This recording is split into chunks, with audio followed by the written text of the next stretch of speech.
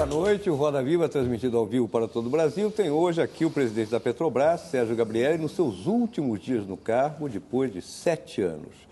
Durante esse período, o senhor foi nomeado pelo presidente Lula, depois ficou 1 ano e tanto com a presidenta Dilma Rousseff, com quem o senhor teve, já quando ela era ministra da Energia, uma relação, vamos dizer assim, vigorosa, argumentos para lá e para cá, levantar a voz. O senhor nega veementemente que tenha chorado numa das reuniões com a presidenta.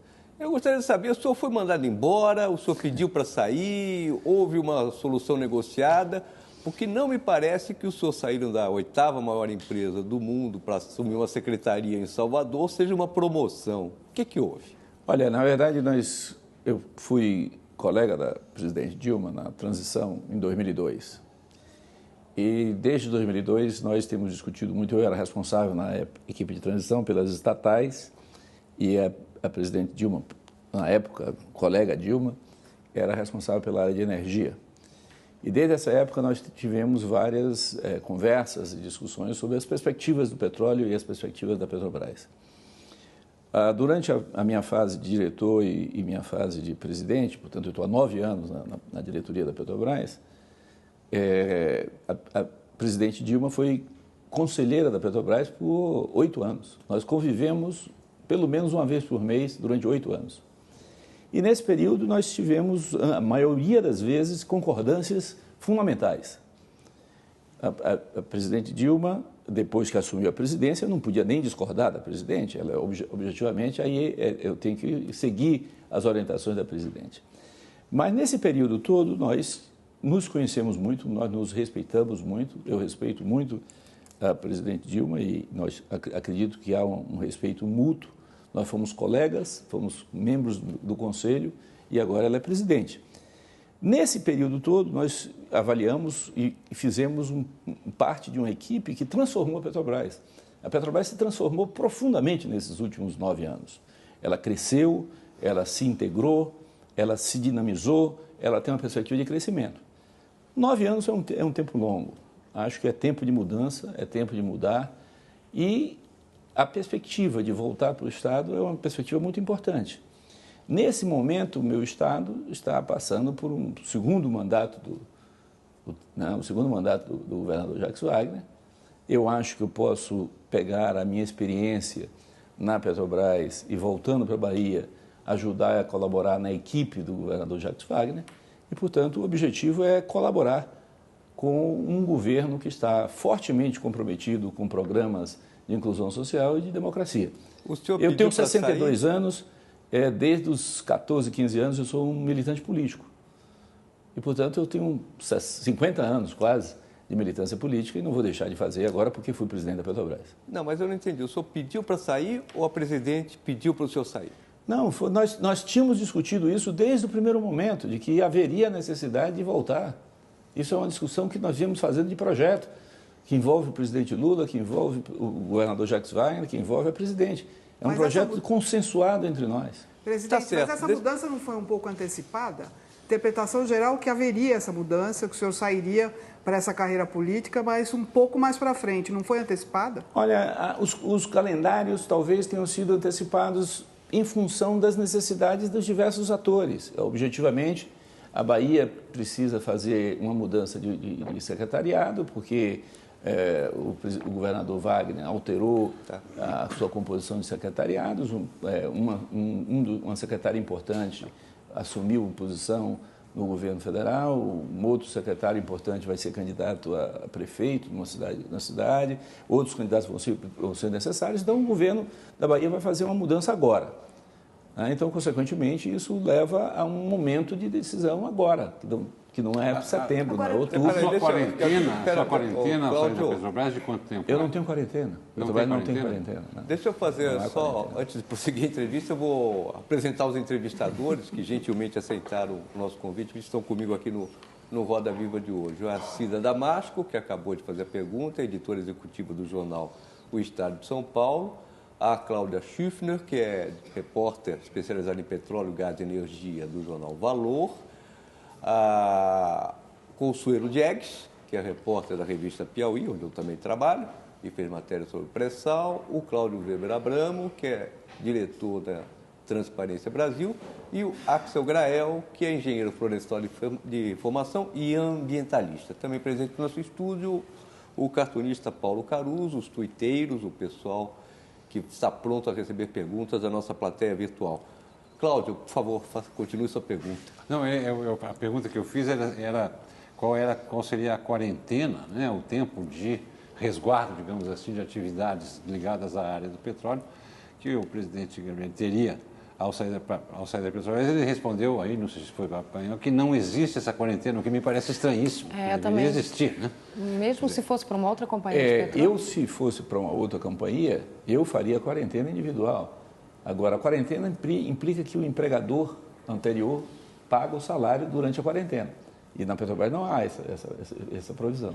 Então, portanto, não há quarentena na Petrobras, que não é um requisito da empresa. Agora, eu, pessoalmente, se fosse para uma empresa concorrente, para uma empresa da área de petróleo, é evidente que eu faria quarentena por razões pessoais. E seria bancada por mim. Mas não é necessário, já que não existe, vocês não pensaram em fazer isso dentro desse projeto? Não há essa provisão, não é uma provisão comum na indústria do petróleo, com exceção de chefes de exploração. Eu devo só esclarecer. Na indústria do petróleo não é comum. Não, nem na Petrobras, porque o chefe de exploração de vocês foi para a OGX. Que só para esclarecer, né, que o presidente da Petrobras, como se mostrou no começo do programa, é uma das maiores empresas do mundo, e o ex-presidente da Petrobras é um sujeito que tem um cacife danado nesse mercado, né? Então, os interesses, né, da empresa, naturalmente, teriam que ser mais bem defendidos por vedações, né, de emprego após o exercício da função. Né? Seria natural esperar. Me espanta que ele objetivamente, numa das empresas, quando ocorre isso, as empresas bancam o dirigente durante o tempo. Isso é perfeitamente possível, mas não há essa provisão. Presidente, eu queria voltar à questão da sua saída. Ela não teria relação um pouco com algumas divergências que o senhor teve com o ministro Manteiga em relação ao reajuste do preço da gasolina e do diesel, porque o senhor defendia esse reajuste e o ministro Manteiga não, para conter a inflação. Isso poderia afetar o balanço da empresa, como parece que afetou. Eu queria saber como é que o senhor vê essa questão. Olha, nesses 8 anos, nesses 9 anos, nós fizemos uma política de preço que me parece absolutamente correta. Qual é a política de preço? É estabilizar o fluxo de caixa ao longo do tempo. O preço do petróleo e o preço do derivado varia muito. Quando você tem uma empresa que é tão grande como a Petrobras, no mercado que ela é quase 100% do refino brasileiro, 33% do mercado de distribuição, não é conveniente para essa empresa alterar o preço toda hora. Então, portanto, ter um preço estável estabiliza o fluxo de caixa e permite à empresa, portanto, ter um planejamento de longo prazo. Quando ajustar, você não pode manter o preço independente do preço internacional. Por quê? Porque a economia é aberta. Se o seu preço doméstico fica acima do preço internacional e o preço internacional se estabiliza, o que vai acontecer é que as pessoas, as diversas distribuidoras do país, vão importar do mercado internacional para fornecer o mercado interno e você perde market share, perde pedaço do mercado. Isso nunca aconteceu. Aconteceu em 2009 e 2010. 2009 e 2010 nós perdemos 3,5% do market share em 2009 e 2010. Mas eu tenho uma pesquisa... Quando exatamente a imprensa dizia, Petrobras, você está fazendo um preço muito mais alto que o preço internacional. Em 2009 e 2010. Tanto é que em 2009 e 2010 nosso fluxo de caixa foi muito maior do que as grandes empresas internacionais. Hoje, nós temos uma situação inversa. Nós temos um preço abaixo do preço internacional. Qual é o tempo para ajustar isso? Essa é uma discussão que é todo mês. Você precisa ter uma percepção do que está acontecendo com o preço futuro do petróleo, uma percepção sobre o preço futuro dos derivados e uma percepção sobre o preço futuro da moeda dólar, ou seja, a taxa de câmbio. Com base nessas 3 coisas, você ajusta ou não ajusta. Nós ajustamos em maio de 2009 para baixo o preço, para cima, na realidade, o preço da gasolina. E agora nós teremos que fazer, em algum momento, ajustar esse preço. Sim, mas esse preço, tanto tempo congelado, não pode afetar o caixa da empresa e acabar afetando os investimentos aí tão fundamentais aí para o pré-sal? Não necessariamente, porque os investimentos de uma empresa petroleira são investimentos de 4, 5 anos. Você não pensa, não planeja investimentos com trimestres, não planeja investimentos com curto prazo. Uma refinaria leva 6 anos para fazer. Um poço de petróleo leva 4, 5 anos para começar a entrar em operação. Um gasoduto leva 2, 3 anos. Não há nada de curto prazo na indústria do petróleo. Então, se você for imaginar que vai fazer investimento pensando no fluxo de caixa do mês seguinte ou do trimestre seguinte, você vai dar com os burros na água. Você não vai conseguir fazer isso. Então, o nosso planejamento, nós trabalhamos para 2014, na hipótese, nós trabalhamos com preços de petróleo entre 85 e 95 dólares. Não é que nós projetemos o preço nesse nível, mas nós temos que fazer uma análise de nossos projetos que sejam viáveis a 85 a 95 dólares. Mas resta que o petróleo brasileiro, ele, na bomba de gasolina, 57% é impostos. E isso é um dado de governo, de Estado. Então, existe realmente, eu presumo que existe, uma tensão dentro do governo entre aqueles que querem o reajuste e os que não querem o reajuste. Houve vamos dizer, essa tensão entre o senhor e o ministro Mantega ou não? Você está falando sobre gasolina e diesel, não sobre petróleo. Gasolina e diesel. É diferente. Agora, você pega o seguinte, a gasolina e o diesel saem da refinaria da Petrobras a 1,15 por litro. Hoje, chegam no consumidor a 2,80, 2,90. Essa diferença depende de vários elementos. Primeiro, o senhor mencionou muito bem, o ICMS dos estados. Não é federal, é dos estados. Segundo, a margem dos distribuidores. Existem 200 e tantos distribuidores no país. A Petrobras é um dos distribuidores. Existem 200 e tantos distribuidores. Depende da margem dos postos de gasolina. São 37 mil postos de gasolina ligados à marca Petrobras, só tem 7 mil. 30 mil não estão ligados à Petrobras. Terceiro, depende fortemente da dinâmica do mercado, se há um crescimento ou não. Depende do crescimento da frota de veículos e da renda das pessoas, que não depende da Petrobras. Portanto, é um mercado que e além do mais, no Brasil, tem a outra característica, que depende do preço do álcool, que também não é dependente da Petrobras. Então, a Petrobras ela tem um papel importante no refino, mas não chega necessariamente o que ela faz no refino, chega ao consumidor final. Mas a gente estava tentando ver aqui preço do refino. É baixo, 1,15 é muito baixo. Eu acho que o 1,15 precisa ser ajustado. Agora, você não precisa ajustar isso todos os dias. Mas houve uma divergência. Pode ficar 2 anos sem ajustar, né? Com o ministro Mantega. A Petrobras, em algum momento, ela tentou aumentar esses preços? A Petrobras tem um conselho de administração que reúne todos os meses. Sim. Todos os meses o conselho de administração discute preço, porque é um elemento estratégico importante. Então, todos os meses a discussão ocorre. Então, é uma coisa cotidiana. E aí a diretoria executiva tentando aumentar o preço e o conselho dizendo que não pode? Não, a discussão é uma discussão interna da companhia, onde você avalia a perspectiva futura do mercado de petróleo, a perspectiva futura do mercado de gasolina, a perspectiva futura do câmbio, a perspectiva futura da demanda existente e do álcool agora. O preço variou loucamente nesse período aí em que vocês não... Quer dizer, todas essas Cláudia, premissas... você se lembra de 2009, 2010? É bom lembrar e olhar o seu arquivo dos jornais e vai ver que em 2009 e 2010 a acusação da Petrobras é que a Petrobras cobrava caro demais pela gasolina. E que é normal que aconteça essa discussão. Quando você tem um fluxo de caixa estável, você tem momentos em que você está abaixo do preço internacional e tem momentos que está acima do preço internacional. Porque o preço internacional está sempre variando. Então é normal que aconteça isso. A questão toda é que há um fenômeno que é de grande empresa no mercado local. Esse é um fenômeno... A Petrobras é a única grande empresa do mundo, de petróleo que tem 90% de sua produção dentro do seu país, que refina 90% do seu... 100%. Não, o Brasil, a Petrobras não só produz no Brasil, a Petrobras produz em 26 países do mundo. Sim, mas... Tá certo? 90%... É o monopólio do refino. Produção de petróleo. Petróleo no Brasil. Esse petróleo da Petrobras é vendido fortemente para a própria refinaria da Petrobras. As refinarias da Petrobras representam 100%, quase 100% do refino brasileiro, que vendem para o mercado brasileiro, onde a Petrobras tem 1/3 do mercado só de market share. 2/3 são de outras empresas, sendo que não são empresas pequenas. A segunda maior é uma grande petroleira internacional.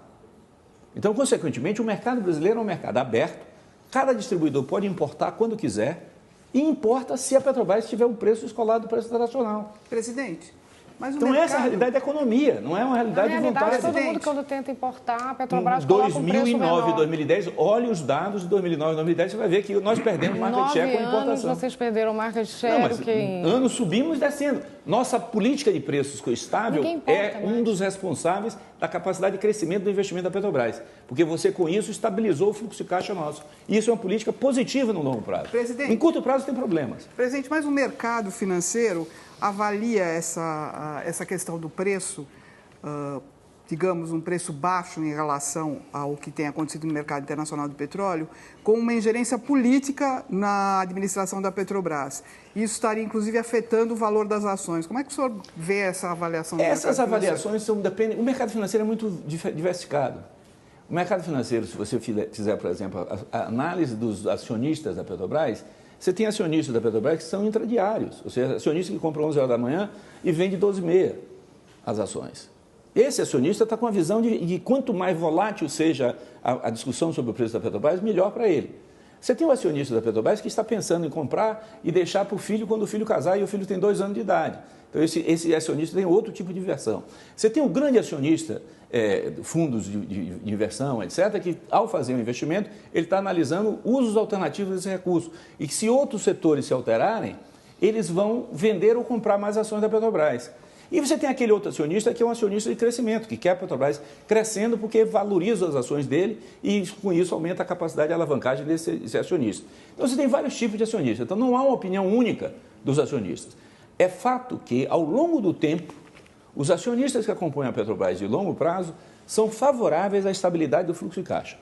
Essa estabilidade do fluxo de caixa é importante porque ela casa um investimento de longo prazo, que você não faz investimento na indústria do petróleo de curto prazo, com uma realidade do mercado de preços de derivados que variam a cada segundo, porque tem elementos financeiros alterando os preços. Então, se você puder estabilizar a sua fluxo de caixa, melhor. Então, eu sugiro de novo relembrar o que aconteceu em 2009 e 2010. 2009 e 2010 é posterior à crise de 2008, do Lehman Brothers. E nosso fluxo de caixa ficou estável nesse período. Isso permitiu que nós crescêssemos nosso investimento, isso permitiu que nós, naquele momento, as necessidades de captação de dívida diminuíssem e nós pudéssemos continuar crescendo. Isso é positivo para a companhia no longo prazo. É claro que em momentos em que você está abaixo do preço internacional, aquele investidor que quer o resultado do trimestre positivo vai reclamar. E é normal que ele reclame. Mas alguns investidores estão reclamando, por exemplo, do fato do Josué, o filho do ex-vice-presidente... Isso é outra coisa. Completamente diferente, não tem nada a ver com isso. Sim, mas é uma reclamação de que ele foi indicado como representante dos minoritários, sem ter sido informado. Eu queria ver quantos votos tem esses acionistas nas ações da Petrobras. Esses que estão reclamando. Presidente... Cláudio, claro que todos têm direito. 1 milhão de acionistas têm direito de reclamar, mas tem que ver a questão da relevância. Mas se é uma vaga dos minoritários, que já são minoria, né? Quem vota são os minoritários, eles votaram. E o governo não vota para a eleição dos minoritários. Mas foi sugerido a eles... Você tem alguma coisa contra? Não é que eles... Não foi espontâneo levado. Não, voto é voto. Voto é procuração. Eles dizem que estão longe do Brasil e que não teriam como saber que ele... Mas isso é o processo de votação numa empresa que é assim. Quando eles compraram as ações, ele pegou lá o prospecto de venda das ações, a realidade da Petrobras é essa. A votação é na Assembleia Brasileira. Nós não vamos fazer Assembleia em Nova York, nós vamos fazer Assembleia no Brasil. Mas o representante do minoritário é o majoritário que escolhe? O representante do minoritário é eleito pelo minoritário. O majoritário não vota na eleição do minoritário. E quem sugere o nome? Não, quem vota são os minoritários. Quem leva o nome para os minoritários? Quem vota são os minoritários. A eleição é feita somente, os votantes, os eleitores só são os minoritários. O governo não vota na eleição dos minoritários. Mas eles reclamam que levou a eles um... Mas o governo não vota. Portanto, esse é o processo, o governo não vota. O nome do empresário Josué foi levado pelos próprios minoritários, saiu dos próprios minoritários e não de uma sugestão. A eleição só tem um eleitor, só tem uns eleitores minoritários. Isso é a lei das SAs brasileira. Isso é a lei, não tem nada especial da Petrobras isso. Essa reclamação, então, é de parte dos minoritários? É uma parte, ainda que eu diria, muito pequena dos minoritários, inclusive os baianos. É uma minoria dos minoritários. Inclusive os baianos. Inclusive os baianos. Cláudio, eu queria mudar, digamos, de comprimento de onda e pegar por uma área que é a da ingerência política na gestão, não apenas da Petrobras, mas de todo o Estado brasileiro. Então, O que você chama de gerência política? Eu já vou esclarecer. A Petrobras tem 6 diretores, além do presidente, naturalmente, tem 6 diretores. Isso. Na atual diretoria, 4 desses diretores foram indicados pelo PT e 2 outros, o senhor Paulo Roberto Costa, que é diretor de abastecimento, indicação do PP, com apoio do PMDB do Senado, e o senhor Jorge Luiz Zelada, que é diretor da área comercial, que foi indicado pelo PMDB da Câmara. Para tomar uma subsidiária importante da Petrobras, que é a BR Distribuidora, ela tem 4 diretores, além do presidente. Desses 4 diretores, um deles foi indicado pelo senhor Delcídio Amaral, é uma indicação interna, o senhor Delcídio Amaral foi senador, né, pelo PT, foi dos quadros da Petrobras. O senhor Andurte de Barros Duarte Filho, que parece que foi uma indicação interna, que veio dos funcionários, não sei. Agora, tem o senhor Luiz Cláudio Caseira Sanches, que é diretor da rede de postos de serviço, que é indicado pelo PTB. E tem o senhor José Zones, que vem a ser diretor de operações logísticas, que foi indicado por ninguém menos do que o senhor Fernando Collor de Mello. Eu não vou lhe perguntar se esses indivíduos foram ou não indicados por esses partidos ou não. O que eu quero perguntar é como é que se faz uma gestão de uma empresa em que se sabe que uma parte dela, que debaixo desses caras tem aí uma opção de gerentes, né, que passa também por indicações políticas e tal. Como é que se faz o gerenciamento considerando-se que existe sempre esse fantasma do interesse partidário na gestão? Cláudio, porque a gente tem aqueles tais famosos diretorias que furam poço, né, daquele deputado. Isso não é uma ilusão. Esses indivíduos são, provavelmente todos eles, funcionários de carreira da Petrobras, não é essa a questão. A questão é a quem eles respondem, a que interesses eles respondem. Cláudio, você tem todo o direito de ter sua opinião, tá certo? Tem todo o direito de ter sua opinião. A Petrobras é uma empresa muito transparente. Você da transparência sabe disso. É uma empresa muito transparente. Então, a Petrobras tem uma cobertura da imprensa, e particularmente da imprensa política, que é intensíssima. Tá certo? O clipping diário da Petrobras é extraordinariamente grande e a cobertura da imprensa do ponto de vista político é maior do que do ponto de vista técnico. A imprensa é política, fortemente política, particularmente a imprensa brasileira. Basta fazer a comparação da cobertura que a Petrobras tem na imprensa internacional com a cobertura que a Petrobras tem na imprensa brasileira. Mas eu queria chamar a atenção para um outro elemento. Uma empresa dessa complexidade, do tamanho da Petrobras, com o sucesso que a Petrobras tem, não pode ser uma empresa gerida não profissionalmente.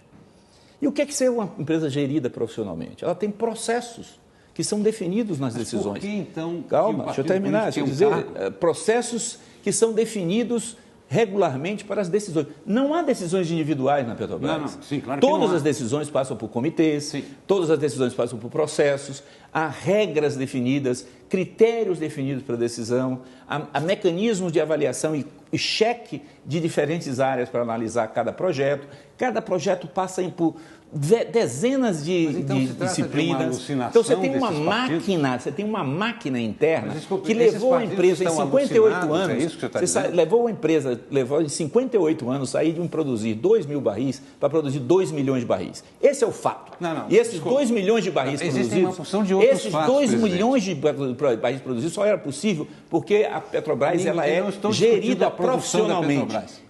Politicamente, ela sempre foi politicamente, ela sempre foi uma empresa. Não diz respeito politicamente, ela sempre foi uma empresa. Politicamente, ela sempre foi uma empresa ligada ao país.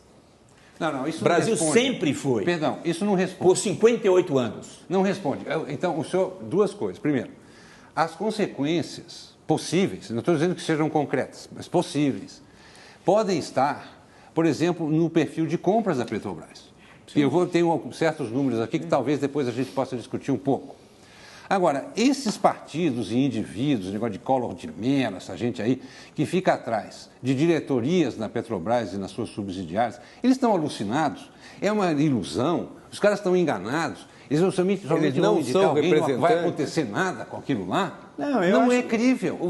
Mas é verdade, nós passamos por uma CPI, eu vim aqui a última vez que eu vim na Roda Viva, foi uma CPI.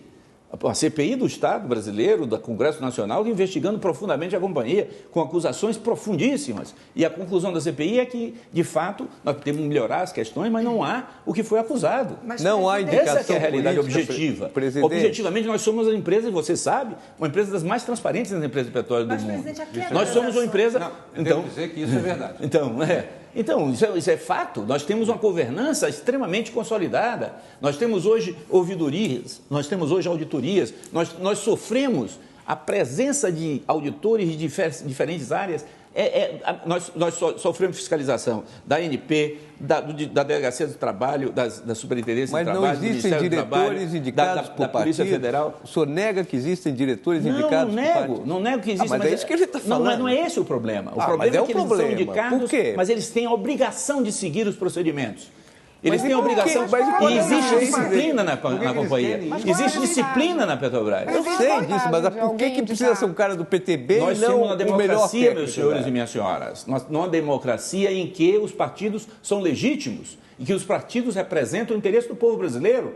Ou vocês querem negar o direito dos partidos? Ah, mas numa empresa? Vocês querem negar Mas o numa direito dos empresa? partidos? Eu quero fazer uma pergunta. Vão negar os direitos dos partidos? Diretores da Não tem, Petrobras, claro, tem que haver. A democracia exige partido. Muito mais importante ter partido do que não ter, do que ter uma ditadura. O país não pode ser Não há confundido com possibilididade de você ter uma Uma empresa de capital aberto, não faz sentido. Não faz sentido. Uma empresa de capital aberto, ações em Não é bolsa. só o Socorro de Mello, é senador eleito, representando Mas eu alguém- discordo da política dele, mas isso é outro problema. Mas, Ele é presidente, qual o legitimamente interesse dos eleito. Mas até partidos essa cadeira em sabe indicarem disso, os presidente. seus representantes? Qual o interesse dos partidos? É? Por que os partidos... Porque Qual a os vantagem? partidos participam dos estados, da gestão do Estado. Por isso. Porque os partidos participam da gestão do Estado. Isso é parte da prática democrática. Isso é parte da democracia. Os partidos são legítimos. Nós podemos discordar, eu discordo. Você sabe que eu sou um homem de partido.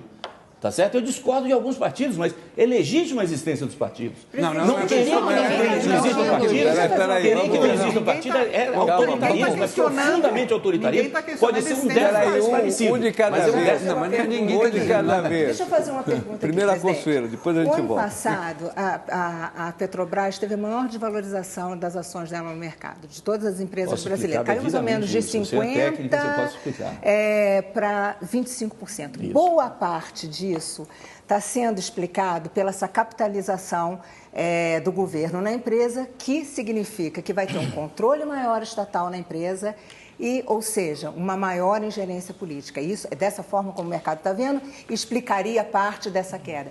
E eu acho que tem a ver com o que eles estão falando. Tecnicamente o que aconteceu. E a outra coisa é o medo, inclusive, também da queda dos investimentos em função dessa ingerência Deixa eu política. explicar tecnicamente o que aconteceu. Nós tínhamos em 2008, como eu disse, nós estamos em 2008. Em julho de 2008, nós estamos com o preço do petróleo, por 10 minutos, evidentemente, mas $147 o barril. Julho de 2008. De julho de 2008 a dezembro de 2008, o preço do petróleo cai de 147 para 33. Foi a queda do preço do petróleo em 2008. O que é que acontece em finais de 2008? A crise financeira se aprofunda no mundo. O que é que acontece com a Petrobras em janeiro de 2009? A Petrobras aumenta o investimento em janeiro de 2009. Nós anunciamos um aumento para 176 bilhões de dólares, a Cláudia deve lembrar disso, 176 bilhões de dólares, aumentamos o investimento em janeiro de 2009. Portanto, foi um choque no mercado internacional, porque a Petrobras, na crise, contra a crise, anuncia investimento. E eu dizia na época, o mundo vai continuar a andar de carro, o mundo vai continuar usando aquecimento, vai continuar usando ar-condicionado, vai continuar andando de avião, o navio vão andar, os tratores vão andar e os ônibus vão andar. Então, portanto, petróleo é necessário. Portanto, precisamos investir. Crescemos o investimento. Anunciamos, em finais de 2009, o nosso plano de investimento em torno de 200 bilhões de dólares, 224 bilhões de dólares mais adiante.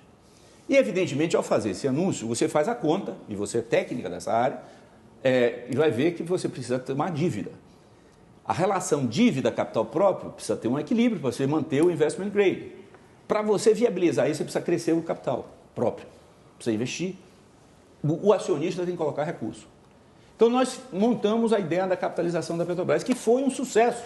do ponto de vista da realização dela. 72 bilhões de dólares foram captados e, com isso, você teve uma maior capitalização da história do mundo e, com isso, você trouxe um conjunto de recursos de capital acionário para a companhia. Evidentemente que, ao fazer esse volume de ações, você alterou a carteira de investimento de todos os investidores, porque foi muito grande o investimento, inclusive do governo, porque o governo, aparentemente, equivocadamente, segundo alguns analistas, usou recurso público. O governo não usou recurso público para fazer essa operação, porque houve uma troca de ativos com o governo.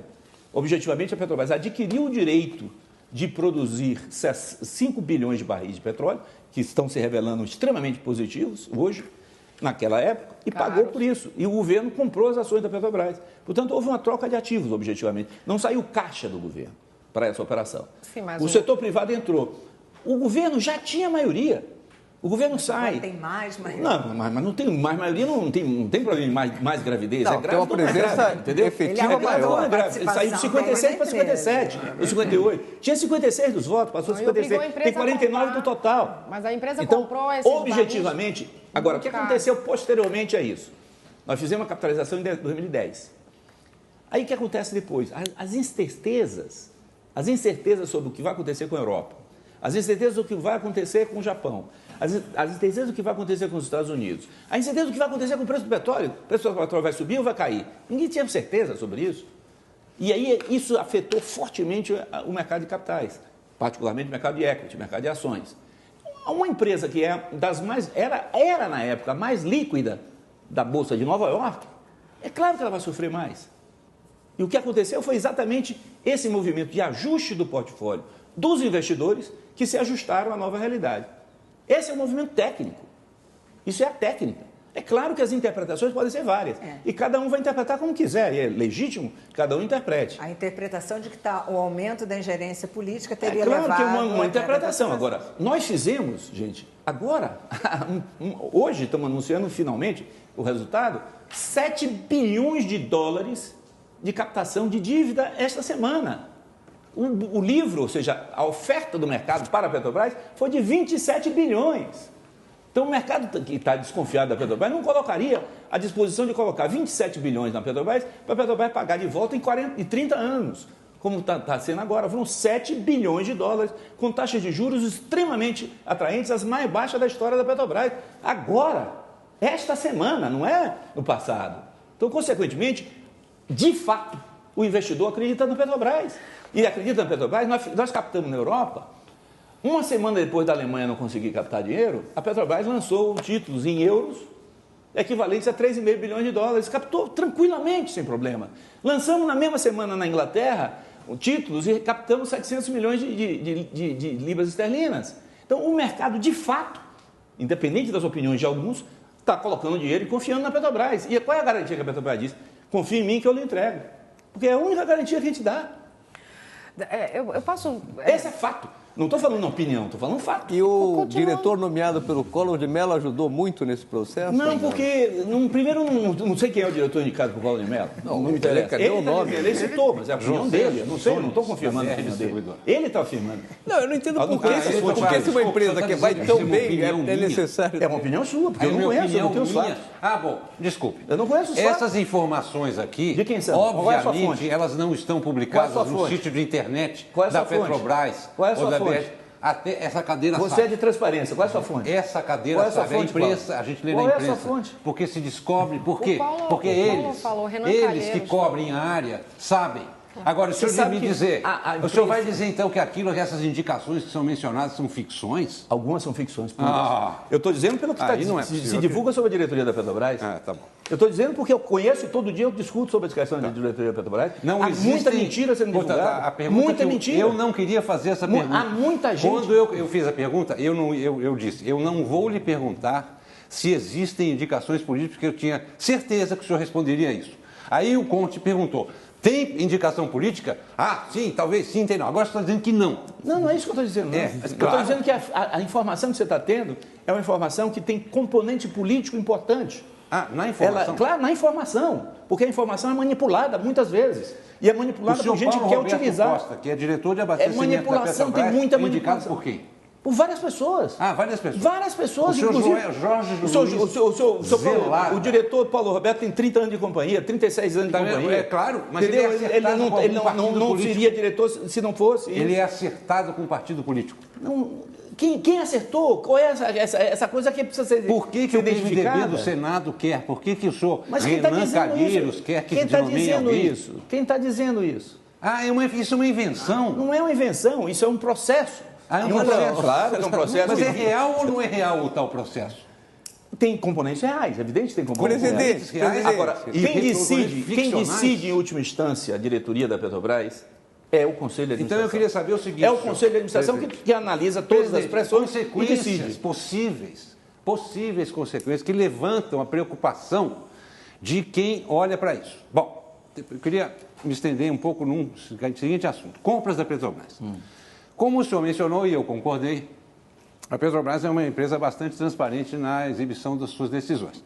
Então faz bastante tempo que a Petrobras publica na internet as suas contratações. Isso não é muito comum, isso é uma coisa positiva em relação à imprensa. Entre as grandes empresas. Não, as grandes empresas não têm, né, realmente, porque elas são privadas em geral. As empresas internacionais não são privadas. As empresas internacionais não são limitadas. Então, nós estamos em acordo com isso aqui. Agora, o Globo publicou uma matéria semana passada, eu acho, que fez a conta das compras de serviço, das encomendas de serviço da Petrobras, e que chegou à conclusão que 19% dos investimentos de 2011 da Petrobras foram feitos na área de serviços, eles não contaram bens, compra de bens, foram feitos sem processo concorrencial. Não é verdade. Em 2009, e é verdade sim, não é verdade. Em 2009, eu fiz a conta, e é verdade. Não teve concorrência. O seguinte... Não teve concorrência pública, você tem razão, mas concorrência pública não quer dizer que não tem processo concorrencial. Não, processo concorrência tem. Em 2009, vou ler os números de 2009, que eu fiz a conta, publiquei. No primeiro quadrimestre de janeiro, fevereiro, março, abril de 2009, as compras, as aquisições de serviços corresponderam a mais de metade, sem processo concorrencial, a mais de metade do que a Petrobras contratou como serviço naquele ano, naquele período. Na compra de bens, né, foram cerca de 890 milhões em 1,3 bilhões, sem processo concorrencial. Além do mais, não apenas esses montantes são dessa ordem, e é verdade sim, a maior parte das compras de grande volume, né, em que um fornecedor, por exemplo, bens, fornece uma quantidade de bens em grande volume monetário e financeiro, corresponde a um número pequeno de empresas. Então, onde é que tem processo concorrencial? Nas compras pequenas. Nas compras grandes, o processo não é concorrencial. Então, isso aqui Cláudio, levanta deixa eu explicar para você. Levanta suspeitas de direcionamento. Concorrencial. Levanta suspeitas de direcionamento que estão relacionadas, evidentemente, com esse assunto aqui do senhor Collor e do PTB e tal. Cláudio, você tem que levar em conta que existe o seguinte: processo concorrencial são vários tipos. Convite é um processo concorrencial. Concorrência pública é um processo concorrencial. Inaplicabilidade de licitação. Inaplicabilidade de licitação é previsto. Inaplicabilidade de licitação. Inaplicabilidade de licitação é previsto na lei. Então, deixa eu explicar a você exatamente por quê. É previsto no regulamento. Cláudio, você não pode se achar maior do que o mundo. Eu sei que você é uma pessoa extremamente ética e importante, mas ouça um pouco os outros. Tá bom. Ouça um pouco os outros. Tá certo? Ouça um pouco os outros. Olhe que você tem o seguinte: primeiro, você tem produtos e sistemas e serviços que só tem um fornecedor mundial na área de petróleo. Só tem um, ou só tem dois. Você tem equipamentos que são feitos por uma ou duas pessoas. Duas, três, não tem um. A maioria dos produtos de grande porte não são de prateleira. São feitos sob encomenda. Isso é uma realidade da indústria. Essa é uma realidade objetiva. A empresa que faz a escolha de convites, faz o convite porque ela está num ambiente competitivo. senão ela não poderia viver. E o ambiente competitivo não é no produto final, é na compra. Porque se nós não conseguirmos comprar um equipamento, a Shell vai comprar no exterior, ou a Esso vai comprar, ou a BP, ou a Total, ou a Eni. Porque os equipamentos são pouco. Nós temos 45 sistemas de produção no mar. O segundo maior produtor do mundo no mar tem 13. Somando o segundo, o terceiro e o quarto, eles são menores do que a Petrobras. Então essa é a realidade. Não se chega numa situação dessa fazendo corrupção, entendeu? Predominando isso, não é possível. Então, o Tribunal de Contas da União considera que a Petrobras tem desrespeitado regras de contratação. O Tribunal de Contas no relatório deles. 90% dessas acusações preliminares do tribunal são derrubadas dentro do TCU. Só 10% das iniciais se concluem. No entanto, como o tribunal tem que reportar ao Congresso Nacional imediatamente, e como o Congresso Nacional reporta à imprensa, e a imprensa vive disso, os chamados indícios de irregularidades viram verdade quando ele vai passar pelo direito de contraditório. Porque no início não tem nem o direito de contraditório, mas vira verdade. Eu de esclarecer que levanta-se suspeita. Não no final, mas levanta suspeita, todo mundo pode levantar suspeita. Isso, o direito de levantar suspeita é de todo mundo. Isso faz parte da vida. Não pode levantar mais ou menos suspeita. Cláudio. Não, mais ou menos suspeita não tem. Levantar suspeita, alguém pode levantar e você tem que se defender. Você tem que ter o direito de defesa. Esses números dão oportunidade para o levantamento de suspeitas. Mas claro que dá. Mas se os números fossem menores, as suspeitas seriam menores. Você tem que ser responsável com o que faz. Não. Levantar suspeita leva ao problema de você ser responsável pelo que você faz. Tá bom, não pode ser acusado. Acusar falsamente é crime. Não, mas ninguém está acusando ninguém falsamente. Isso não me diga que eu tenha dito isso. Não estou dizendo isso. Estou levantando suspeitas. Cláudio. Estou levantando suspeitas. Não. Presidente, está sob licença para a gente fazer um pequeno intervalo. A gente volta daqui a pouco para esse acalorado Roda Viva.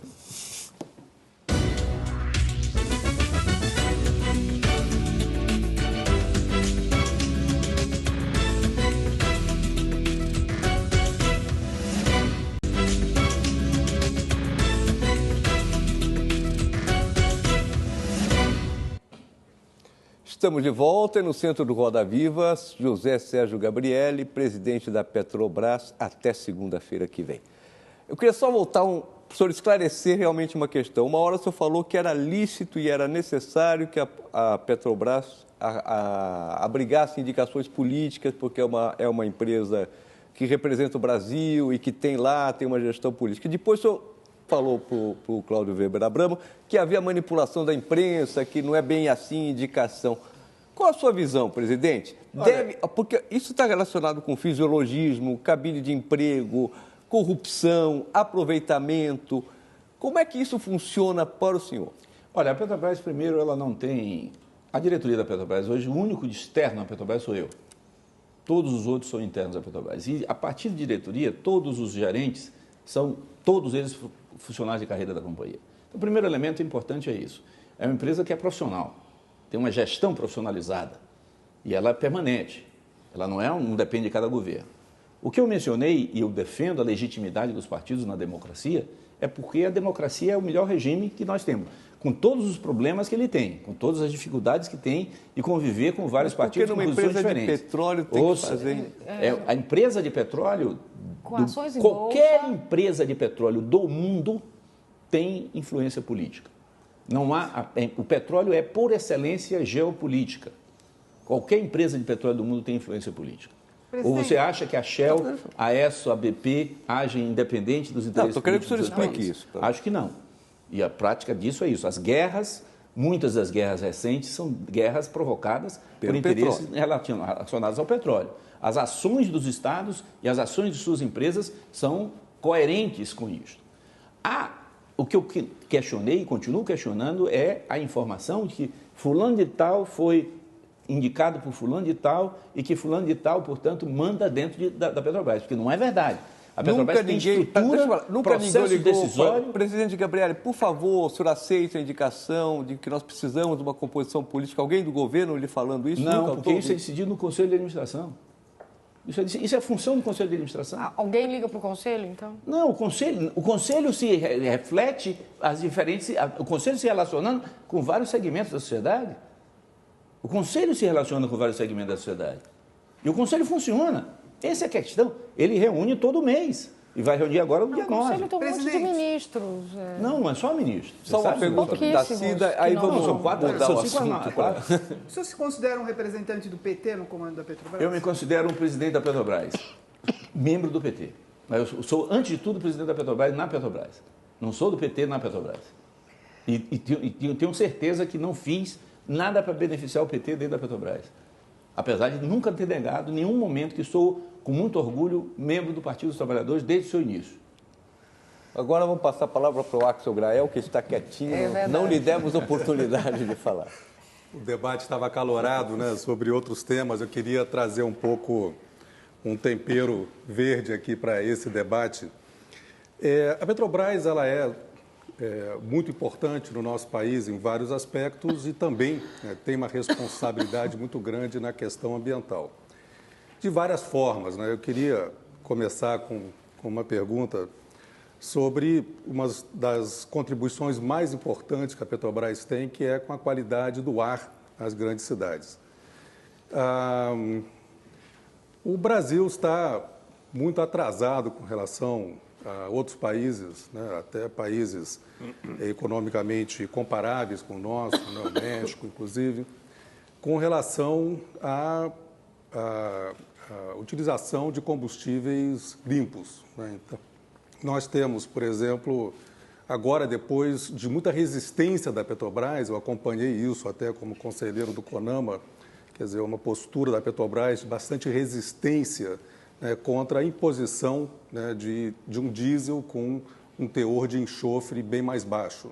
Menos poluente. Menos poluente. Então, agora, depois, né, de vários adiamentos, né, entra em vigor, né, agora em janeiro, né, o uso de um diesel mais, quer dizer, com menos enxofre, né, com o S50, né, quer dizer, um diesel com 50 ppm de enxofre, isso na região metropolitana do Rio e São Paulo, né, no restante do país, com teores muito mais altos do que esse.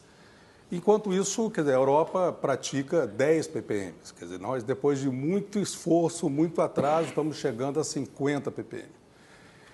Enfim, isso faz com que o ar, né, que uma grande parte da população do país, né, seja muito mais prejudicial à saúde, com várias consequências à saúde.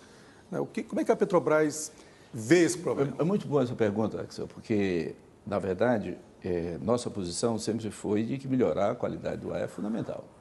Agora, precisa saber o que provoca o problema. Então, quando nós medimos, e cada vez nós medimos melhor a qualidade do ar das cidades brasileiras, nós vemos o seguinte: o grande problema do ar das cidades brasileiras não está nos chamados particulados, que são partículas grandes no ar. Nós temos grandes problemas de NOx, que é nitrato de oxigênio, né? De hidrogênio e de oxigênio, que são resultados, NOx, que são resultados de processos químicos no ar, que não são necessariamente provocados pelo combustível e principalmente não são provocados pela presença da proporção de partes de enxofre por produção. Esse é um primeiro elemento. Então, qual é o elemento central? Não é o particulado. Nossos particulados não são tão altos, incluindo São Paulo, que é uma das cidades mais concentradas de componentes de veículos, etc., do país. Segundo elemento. Presidente, particulado é um componente bastante sério nas cidades. Mas como não São é o Paulo principal problema de São Paulo. Não é. Você sabe Por exemplo, não é o principal SOX problema. é um problema muito mais sério do que exatamente. particulado. Você sabe que não é o problema principal, não é o particulado. O segundo problema é que a origem do particulado, principalmente, não vem do enxofre. A origem do particulado vem de partes que passam pelos filtros dos motores de caminhões e de ônibus, que são, na sua maioria, ônibus e motores construídos antes de 1986. E, portanto, você colocar 10 ppm ou 50 ppm não altera substancialmente o volume de particulados que esses motores emitem. A solução para essa, a principal fonte de particulados é inspeção veicular, é melhoria da frota, é modernização da frota. não é o combustível. Isso para particulados. Particulados. Segundo elemento, Enxofre, terceiro elemento. O problema é o combustível, a Ao qualidade do fazer combustível. 50 ppm e chegar aos 10 ppm, você tem um outro elemento. Esses combustíveis, 50 ppm e 10 ppm, são combustíveis usados no chamado Euro 5 e Euro 6, que são motores dos caminhões e dos ônibus novos na Europa, que estão entrando no Brasil agora em volume extremamente pequeno.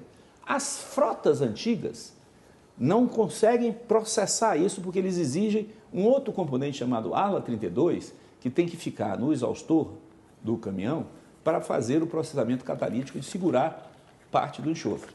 Então, consequentemente, nós vamos sair com 50 ppm agora e vamos chegar a 10 ppm, porém, não haverá frota suficiente para usar isto.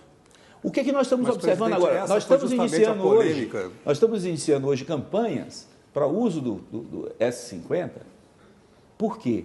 Porque o S50 está disponível, mas o usuário não usa ele, porque não tem efeito sobre o veículo dele. Então, nós estamos fazendo uma campanha, vamos iniciar a campanha publicitária agora, essa semana. Sim, nós estamos oferecendo os dois combustíveis, um mais caro do que o outro. O limpo é oferecido muito mais caro do que o outro. Custou Óbvio 23 que as pessoas vão consumir bilhões de sujo. dólares fazer os 50 ppm, custou 26 bilhões de dólares de investimento nas refinarias. Foi isso que custou. 26 bilhões de dólares. Foi um investimento em qualidade. Eu acompanhei muito o debate. Durante o Então, debate, esse é o a fato. Petrobras sempre botava a culpa na indústria automobilística. Mas não tem motor. Porque, não tem motor, como não havia o motor, né, você não tinha como oferecer um combustível melhor. Continua sem a ter. indústria automobilística diz ao contrário. Eu não vou gerar, um motor melhor se não tem o combustível. Esse ciclo vicioso gerou um atraso de décadas no país. Nós ofertamos o combustível desde que haja demanda. Nós ofertamos o combustível, se não produzimos, importamos. Nós nunca nos recusamos a isso, só que precisa ter o motor. Esse é o problema. Eu concordo com você que tem que melhorar a qualidade do ar. Agora, temos que ver o SOX, temos que ver a poluição dos veículos velhos, temos que ver a inspeção veicular que várias prefeituras e governos locais não querem fazer. Nós temos que fazer inspeção veicular muito mais intensa do que temos hoje, porque temos que diminuir os engarrafamentos nas cidades, porque essa é fonte importante de elementos negativos para o ar da cidade brasileira. Presidente, o senhor é um homem, o senhor falou político desde os 12 anos, de origem de esquerda, socialista. Como o senhor se sente hoje trabalhando num governo que tem esse grau de irracionalidade? Precisa botar uma frota cada vez maior de automóveis na rua, com um combustível poluente, em ruas que não comportam esse número de automóveis e que a conta não fecha. O senhor disse numa entrevista que, olha, vai ter petróleo daqui a 30 anos, petróleo. E se não for petróleo, é carvão, que é pior. Ou seja, a humanidade vai estar produzindo muito, mas vivendo pior, com doenças, com... Não sei se vivendo pior, porque se nós considerarmos 150 anos atrás, o petróleo entrou no mercado mundial e não melhorou as condições de vida da população. Não piorou. Objetivamente, se nós não tivéssemos petróleo, não teríamos a mobilidade que temos hoje. Se não tivéssemos petróleo, nós não teríamos esse belíssimo Não estou falando contra o petróleo. Aqui. Se não tivesse petróleo, provavelmente nossas roupas não seriam essas. Em São Paulo para ver que a situação as maquiagens não seriam essas, tá certo? E, objetivamente, o petróleo é parte inerente da vida moderna. O meu posição é o seguinte, olhando para o futuro, e não é minha posição só, é minha posição da Agência Internacional de Energia, de todos os estudiosos que olham o futuro.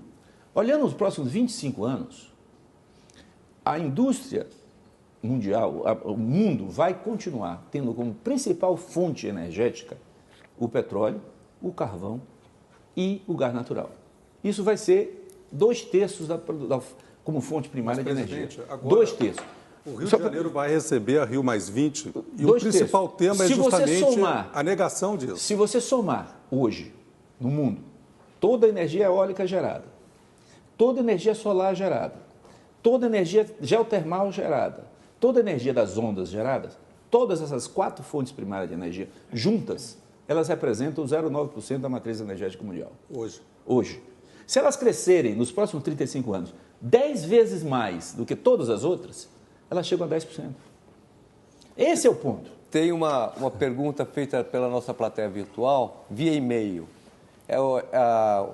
Ele pergunta o seguinte: por que nos últimos anos a Petrobras diminuiu o investimento em energias alternativas? Arpad Spalding. Asfalto não é verdade, nós aumentamos o investimento na energia alternativa. Nós não estamos aumentando nosso investimento na área de solar, mas nós aumentamos enormemente nosso investimento na área de biocombustíveis. Nós estamos hoje com 3,2 bilhões de dólares investidos em etanol e biodiesel. Nós somos o maior produtor de biodiesel hoje no país. Nós somos o terceiro maior produtor de etanol do Brasil já hoje. Vamos ser o primeiro, porque vamos sair de 5,3% da produção de etanol para 12% da produção de etanol em 2012. E somos um grande investidor hoje, no tamanho pequeno que é, na área de eólica. Tá certo? Então, nós não abandonamos a alternativa. Nós continuamos na alternativa. Nós não estamos diversificando. Fizemos um foco em biocombustíveis e em eólica. Presidente, agora na Rio+20, quer dizer, o mundo vai estar reunido debatendo, quer dizer, um futuro de baixo carbono, quer dizer, como uma forma de salvar o mundo, né, de uma catástrofe climática, que é o que os cientistas estão indicando. O senhor falou que o mundo vai continuar andando de carro. Enfim, hoje debate-se uma série, né, de tecnologias novas para que os carros não sejam mais, quer dizer, emissores de carbono como tem sido até agora. Nós estamos, quer dizer, hoje com o pré-sal, né, o Brasil está nadando em petróleo, no mundo que quer abandonar o petróleo, como a dependência que tem hoje, né, do petróleo. Como é que o senhor vê, quer dizer, essa situação? Quer dizer, por um lado, né, nós temos a dádiva, né, do petróleo, por outro lado, nós temos, né, até o próprio novo ministro da Ciência e Tecnologia, quando agora, dias atrás, declarou, né, que enquanto o mundo estiver consumindo petróleo, nós estaremos consumindo petróleo também. E minimizou a importância, né, das tecnologias alternativas, como o senhor fez agora também. Quer dizer, o petróleo para a gente é uma dádiva, é uma sina? Olha, eu acho o seguinte, olha, vamos olhar pelo lado da demanda do petróleo no mundo hoje. O que aconteceu nos últimos 4 anos? Houve redução do consumo de petróleo? Não, houve aumento do consumo de petróleo. O petróleo saiu de 83 bilhões de barris por dia para 87, 88 bilhões de barris por dia. Por quê? A Europa diminuiu o consumo de petróleo, diminuiu. Os Estados Unidos diminuiu o consumo de petróleo per capita, diminuiu. O Japão diminuiu o consumo de petróleo per capita, diminuiu. Mas a Índia, a China, o Brasil, os países da América do Sul, os países da África aumentaram. Objetivamente, o que está acontecendo é um aumento, um deslocamento do consumo de petróleo dos países centrais para os países emergentes. E esse aumento reflete um fenômeno que é muito interessante, que é o fenômeno da inclusão social. Na medida que você reduz a pobreza, você traz as pessoas para o século XIX, em termos energéticos, porque você colocar uma lâmpada em casa de uma pessoa e trazer ela para o início do século XIX, na medida que você faz um pouco de mobilidade nas pessoas, seja por veículos coletivos, seja por veículos individuais, na medida que as cargas se deslocam mais nas áreas espaciais, você usa mais petróleo. Então, a distribuição de renda e a inclusão social é extremamente intensiva em petróleo. E na energia elétrica, do ponto de vista ambiental, ainda muito complicado, porque ele é predominantemente no carvão. A grande parte da energia elétrica mundial que vai crescer vai vir de fonte carvão. Não vai vir nem da fonte petróleo, vai vir da fonte carvão. Presidente, a inclusão social, então, não combina muito com energia limpa, é isso? Nesse momento, não. Nesse momento, a energia limpa é muito cara para a inclusão social. Um país que queira incluir socialmente, ele tem que usar energia, viabilizar energias baratas, fontes energéticas baratas, para viabilizar a inclusão social. Isso não tenho dúvida disso. Agora, o que nós temos que fazer? Respondendo a Grael sobre a importância da questão da mudança climática. Eu acredito que o mundo não vai encontrar alternativa energética mais eficiente do que os hidrocarbonetos existentes. Porém, ele vai ser muito mais eficiente no uso desses hidrocarbonetos. Então, vou dar um exemplo, se nós tivéssemos pneus calibrados todo o tempo, isso poderia reduzir até 10% o consumo de gasolina. Se nós tivéssemos 20 minutos a menos nos engarrafamentos nas grandes cidades do mundo, isso reduziria o consumo de gasolina em 20%. Se nós tivéssemos materiais de aquecimento que fossem adequados para não perder troca, usar a segunda lei da termodinâmica, diminuir a troca de energia do interior para o exterior, tanto no frio como no calor, você poderia economizar enormemente o uso de combustíveis fósseis na geração de aquecimento ou de ar-condicionado. Se nós tivéssemos capacidade de ter veículos mais leves, sejam navios, sejam aviões, com o desenvolvimento da química e da carboquímica, isso poderia ter uma intensidade energética muito maior. Então, eu acredito que o caminho para combater os elementos de mudança climática são muito mais pelo lado da eficiência energética do que pela substituição do combustível. Presidente, acho que é muito difícil. Eu vou pedir, depois eu te dou a palavra, Cláudio, vou ter que fazer mais um intervalo, daqui a pouco a gente volta e vai para você.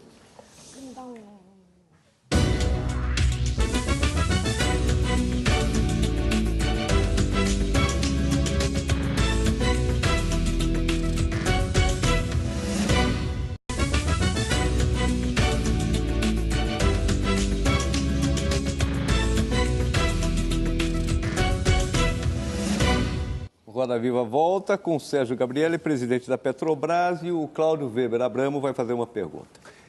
Para benefício da melhor compreensão dessa questão do uso do petróleo em comparação com outras fontes energéticas, etc., eu queria...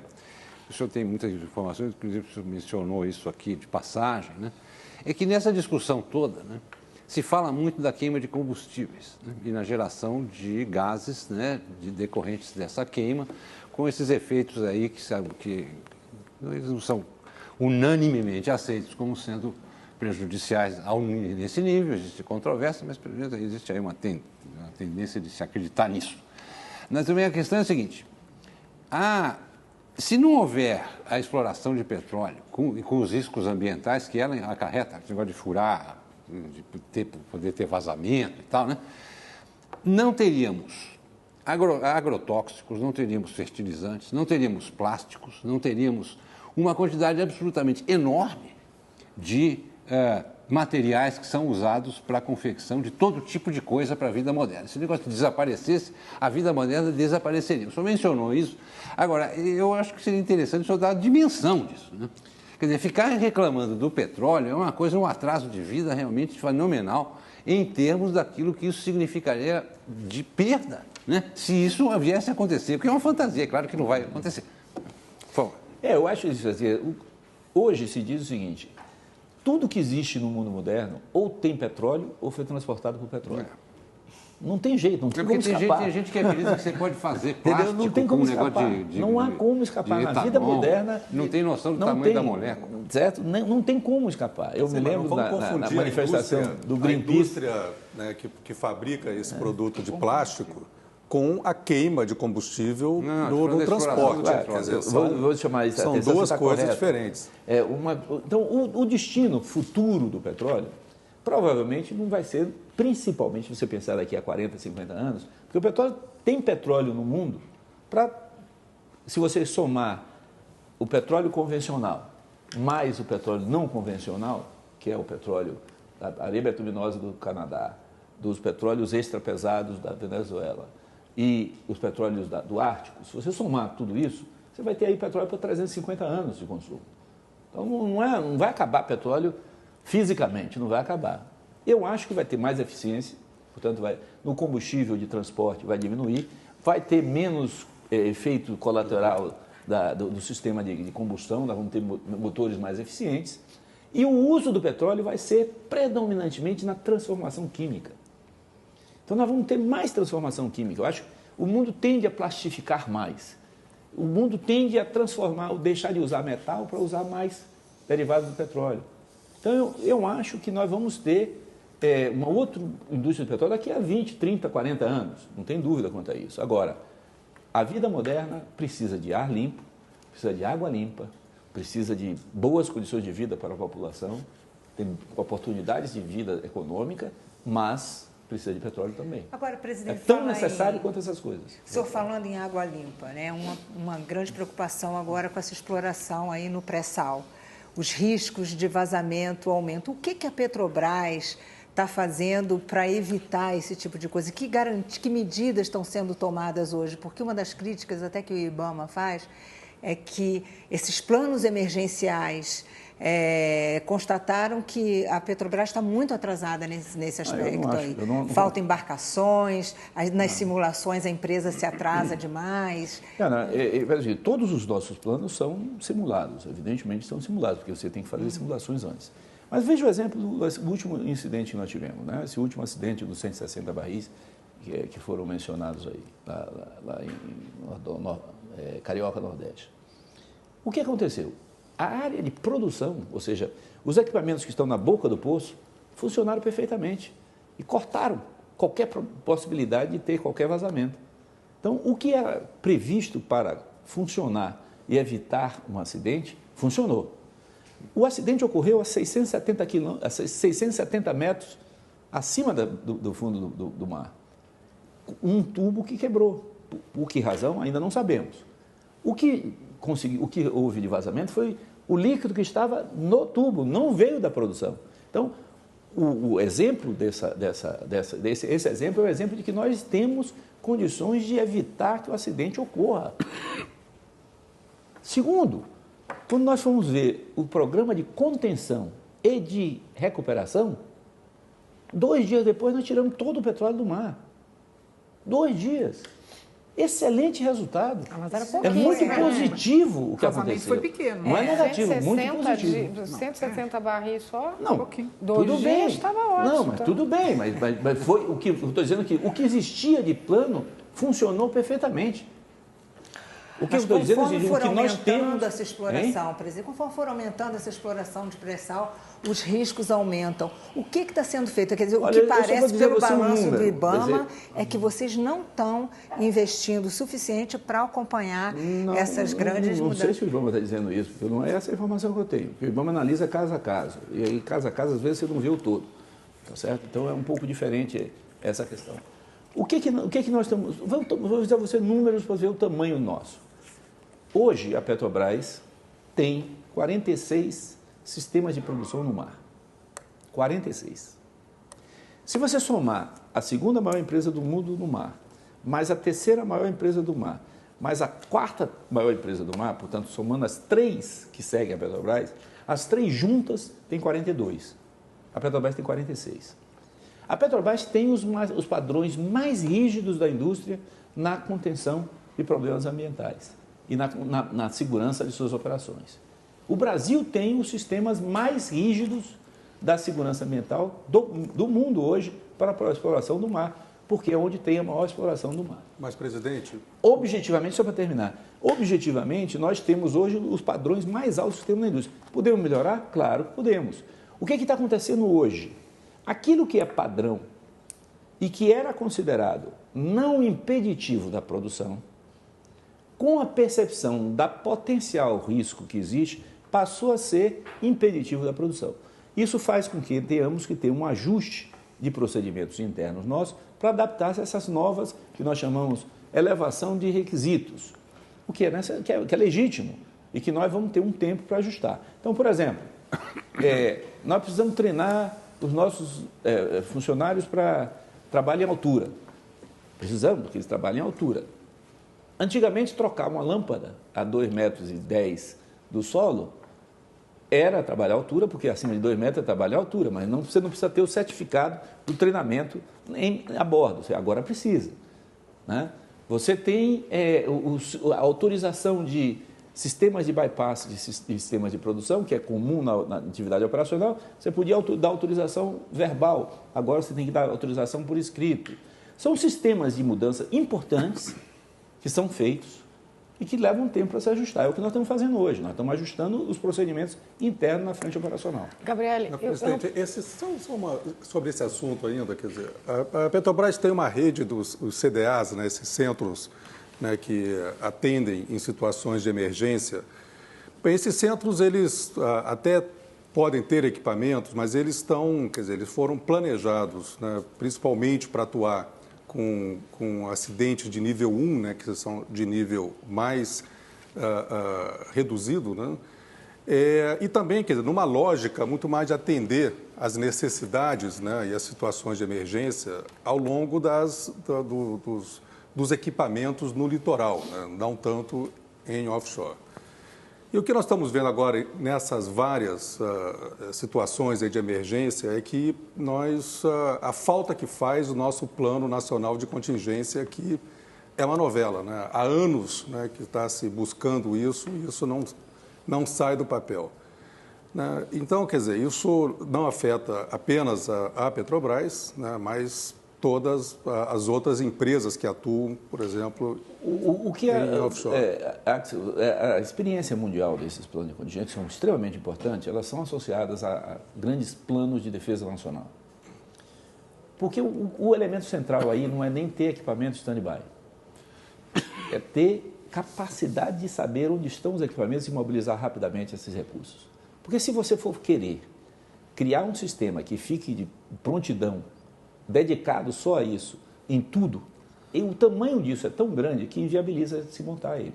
Mas, no entanto, você precisa desenvolver, saber onde é que vão estar as ambulâncias, onde é que eu vou poder fazer o treinamento dos voluntários, onde é que eu vou poder ter o descarte do material que foi colocado, onde é que eu posso mobilizar os navios e barcos e sistemas de apoio em diversos lugares. Você tem que ter isso mapeado, identificado, e isso vai estar na vida normal e que, no caso de emergências, você mobiliza isso. O que nós precisamos fazer é isso, é desenvolver esse Sistema Nacional de Defesa, identificando onde estão os equipamentos, onde estão os sistemas. Isso está sendo feito.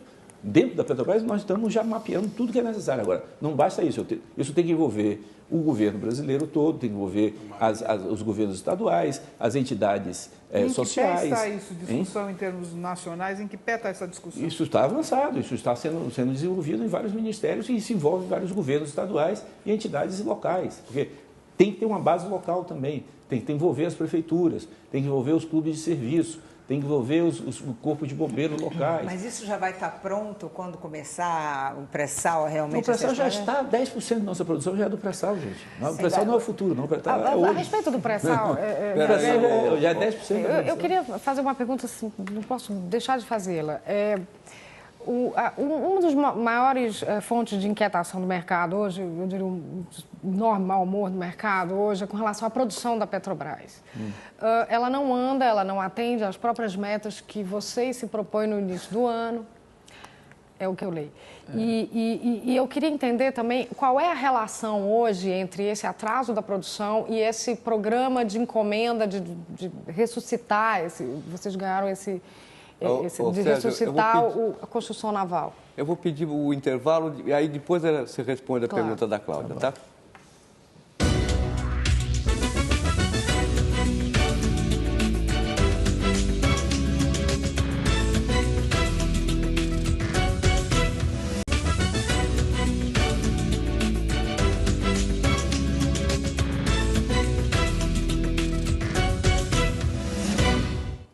Voltamos ao último bloco do Roda Viva. O presidente da Petrobras, o Gabriele, vai responder uma pergunta da Cláudia, do Valor, sobre as metas de produção da Petrobras que não são cumpridas. Olha, na verdade é o seguinte, nós tivemos em 2011 uma produção recorde na história da Petrobras. É claro que foi abaixo do que nós prevíamos, foi em torno de 3,5% abaixo do que prevíamos. O problema todo está na colocação das metas, eu acho. Nós temos hoje uma situação em que 10% da nossa produção vem do pré-sal. Mas nós temos uma produção grande de campos que estão sendo produzidos há muito tempo. O campo, quanto mais vai ficando mais maduro, mais difícil é você continuar produzindo nesse campo. Você precisa colocar mais sondas, você precisa perfurar novos poços, você precisa fazer atividade de intervenção em poços, você precisa fazer novos poços de injeção. Você tem, portanto, um uso mais intensivo de sondas, especialmente. Ao mesmo tempo que, se você tem uma área de exploratória nova, essa mesma sonda que é usada para desenvolver a produção e para crescer a produção, ela também é usada para encontrar petróleo e para delimitar novas descobertas que vão ter efeito sobre a produção lá adiante. Como nós estamos otimizando o máximo possível essa frota de sondas, isso faz com que, em alguns momentos, a produção cresça mais e em outros momentos cresçam menos, porque você não tem um efeito imediato entre a descoberta e a produção. Você leva aí 4, 5 anos entre a descoberta do petróleo e o primeiro óleo do petróleo. Então, o que nós temos hoje é uma situação em que, com o avanço dos campos mais antigos, com o aumento da produção de água de alguns campos desses, e com um efeito de atraso da chegada de algumas sondas, que não tem nada a ver com o conteúdo local, porque essas sondas são feitas internacionalmente. As 21 vocês não conseguiram nem licitar. Não, mas ainda, essas só né? vão chegar aqui em 2016. Sim, essas não vão sondas chegar, porque vocês não nacionais, encomendam. essas sondas nacionais que nós estamos fechando a negociação, essas sondas nacionais, a primeira delas chega em 2016. Então não tem efeito sobre a produção atual. Se os O que talheiros tem entregarem efeito sobre a produção 2016. atual, o que tem efeito sobre a produção atual é as sondas internacionais, que demoraram de chegar por causa da crise de 2008, porque os fornecedores não tiveram condições de se capitalizar. Então é outro fenômeno, não tem nada a ver com o conteúdo nacional. Deixa eu fazer uma outra pergunta, mudando um pouco de assunto, presidente. Segundo o MINC, o Ministério da Educação e Cultura, a maior patrocinadora de projetos culturais do Brasil é uma empresa de petróleo. É a Petrobras. 1.077 projetos desde 2003, 311 milhões de reais investidos.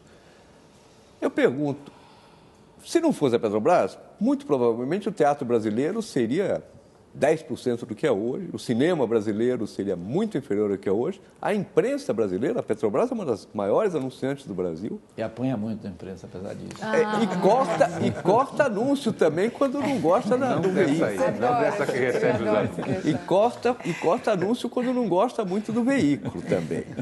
Então eu pergunto, por que, uma pergunta cândida, por que uma empresa de petróleo que não anuncia muito seus produtos, anuncia mais a sua imagem, patrocina filmes, teatro, programas de televisão, jornais, revistas? Por duas razões. Lembra filme brasileiro. Por duas razões. Primeiro, uma razão histórica. A Petrobras ela sempre foi vinculada às manifestações culturais brasileiras. Não é verdade. Compara Claro, com os anos sim. 50 e 60. Não, sim, a dinâmica da cultural brasileira não era a Petrobras, não tinha nada a ver com Petrobras. Claro que era. Claro Cinema que era. novo, Bossa Nova, Brasília, nada a ver com Petrobras. Tem a ver com Petrobras. Nada, sim, mas tem. nada. O segundo elemento importante é que as empresas modernas, grandes, todas elas, no mundo inteiro, são responsáveis socialmente. Isso é um fenômeno geral hoje no mundo moderno. Então, todas as grandes empresas investem fortemente em cultura. Todas as grandes empresas investem em relações sociais. Todas as grandes empresas hoje têm uma política de relação com múltiplos grupos de interesse.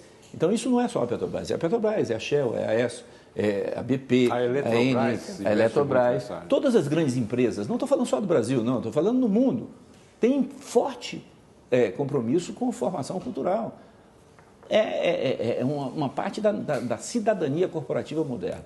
Então, eu acho que a Petrobras é uma empresa importante, moderna, administrada de forma profissional e, portanto, tem que fazer também. E que também às vezes dá a impressão de que faz todos esses patrocínios e patrocina atividades que não lhe são afins e bota publicidade na imprensa para beneficiar um certo número de veículos e de pessoas e para fazer propaganda do governo. Estou certo ou estou errado? Não é. A Petrobras faz uma propaganda institucional dela.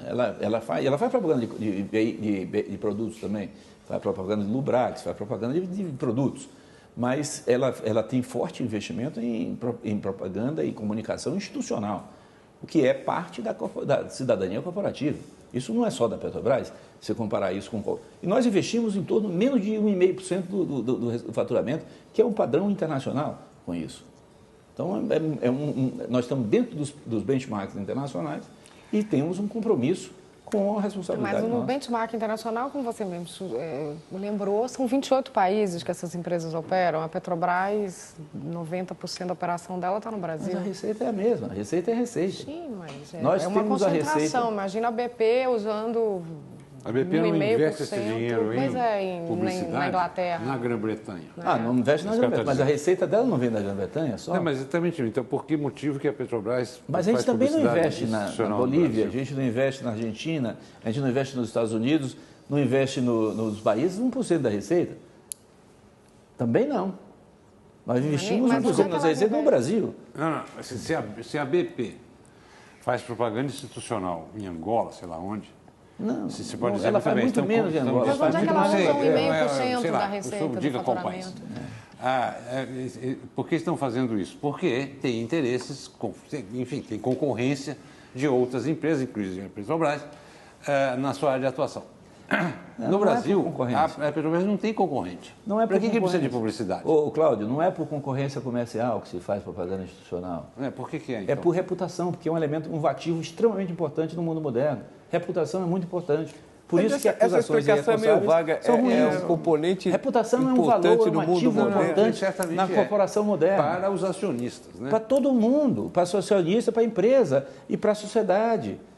A sociedade valoriza a reputação de uma empresa. A sociedade não quer uma empresa que seja uma empresa bem mal comportada do ponto de vista social. Mas não se confunde muito a propaganda da empresa com a propaganda do governo. Não é esse negócio a de propaganda do governo é propaganda do governo. A Petrobras faz propaganda institucional dela. Não, é reclame publicitário, não é negócio social. É reclame publicitário. Não fazendo propaganda de produto. Não estou falando de patrocínio de filme, falando de reclame publicitário. Por que tem reclame publicitário, o sol nascendo, aquele negócio? Para quê? Qual é o Porque ponto? institucionalmente é importante você dar valor à empresa.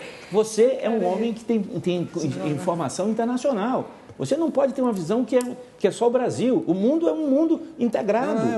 E o mundo integrado faz isso. Abra todo dia. Eu sei que você pode ler Wall Street Journal, sei que você pode ler Business Week, sei que você pode ler Wired, sei que você pode ler, ver a BBC, sei que você pode ver a CNN, CNBC e veja quem faz o que você está chamando de reclame. Você tem lá reclame da Shell, reclame da ESSO, reclame da BP, reclame de todo mundo. Mas o ponto é que é para o mercado internacional. Mas o mercado internacional é voltado a cada país, porque você não faz o mercado para o mundo. Você não faz propaganda para o mundo. A BP não faz anúncio para o público britânico. Na França também não. Ninguém faz. É proibido. Claro que não faz. Não faz, não é verdade. Não faz. Eu posso botar uma lenha nessa Você sabe E aqui faz, tá lá a câmara lenta, todo mundo se abraçando de macacão. Pra quê? Claro que Presidente da A Petrobras lançou República, esse né, programa agora de patrocínio esportivo, até visando 2016 e todo. Mas é todo em cima de renúncia fiscal. Sim. O que é curioso, que é uma empresa, né, em que o maior acionista é o governo, o dinheiro que ia para o governo vai para o Ministério do Esporte e que volta em ter... Sim, qual o problema? Você adianta o dinheiro. Sim, mas acho que tem a ver com essa discussão da publicidade. Quer dizer, uma publicidade com dinheiro que já ia de impostos mesmo, é renúncia fiscal. Sim, mas você veja o programa, qual é o programa? O programa tem 3 dimensões, certo? Tem uma primeira dimensão que é atletas de desempenho, onde você vai escolher alguns esportes, onde você vai querer ter medalhas com alto desempenho de bons atletas. Você tem um segundo tipo de coisa que é diversificação de cultura esportiva e treinamento que atinge escolas públicas e atinge treinamento de educação física nas escolas. E você tem um terceiro elemento que é competição de comunidade, que é maratonas, que é competição no entorno das escolas, etc.